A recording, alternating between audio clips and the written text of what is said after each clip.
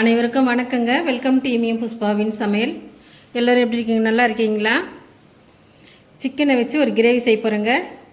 நல்லா டேஸ்ட்டாக இருக்குங்க. ஒரு 200 கிராம் சிக்கன் எடுத்துருக்கேன்.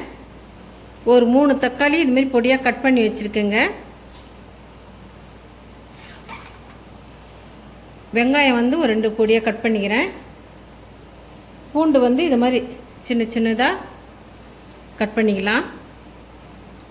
நைஸாக அரைக்கக்கூடாது, சின்ன சின்னதாக கட் பண்ணிக்கணும். பூண்டு வந்து ஒரு முழு பூண்டு அரைஞ்சி வச்சுருக்கேன். 2 பச்சை மிளகாய் கீரி வச்சுருக்கேன். கைப்பிடி அளவு மல்லி வந்து கட் பண்ணி வச்சுருக்கேன். வாசனைக்கு பட்டை லவங்கம் சோம்பெல்லாம் வச்சுருக்கேன். கறி மசாலா பவுட்ரு, மிளகாத்தூள், எண்ணெய், உப்பு. இப்போ எப்படி செய்யுதுன்னு பார்க்கலாமாங்க. சட்டி நல்லா சூடாயிடுதுங்க. இப்போ எண்ணெய் ஊற்றிக்கிறேன். இந்த வாசனை பொருளெல்லாம் சேர்த்துக்கிறேன். கட் பண்ணி வச்சுக்க வெங்காயத்தை போட்டுக்கிறேன்.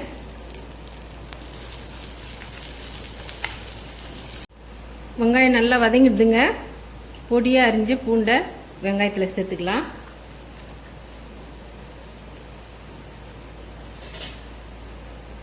கட் பண்ணி வச்சுருக்கிற பச்சை மிளகாவையும் சேர்த்துக்கிறேன்.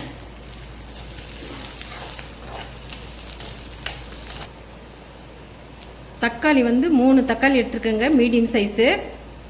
தக்காளியை வெங்காயத்தில் சேர்த்துக்கலாம்.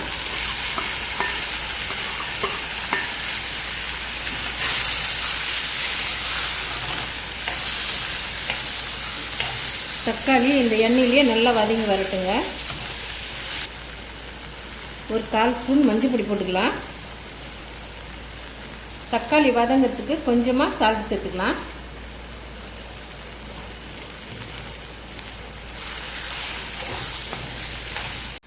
தக்காளி எண்ணெயிலே நல்லா வதங்கி வந்துடுதுங்க.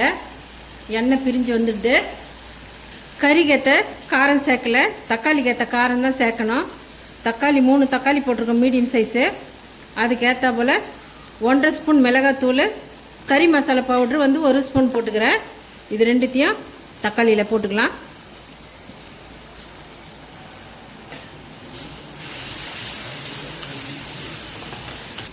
மிளகாத்தூள், கறி மசாலா பவுட்ரு எண்ணெயிலே நல்லா செட் ஆகிடுதுங்க. கறியை சேர்த்துக்கலாம்.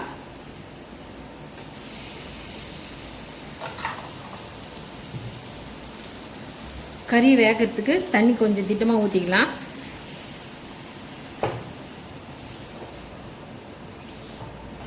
ஏற்கனவே கொஞ்சமாக தான் சால்ட் போட்டோம்,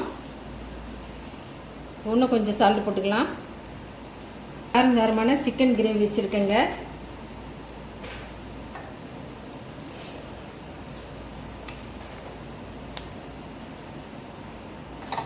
மூடி போட்டு கொதிக்க வைக்கலாங்க.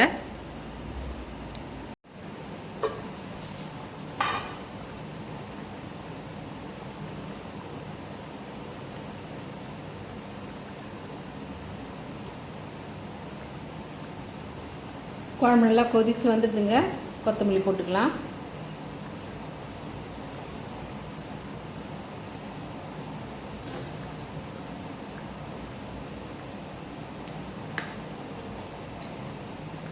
Chicken gravy ready ஆகிடுதுங்க.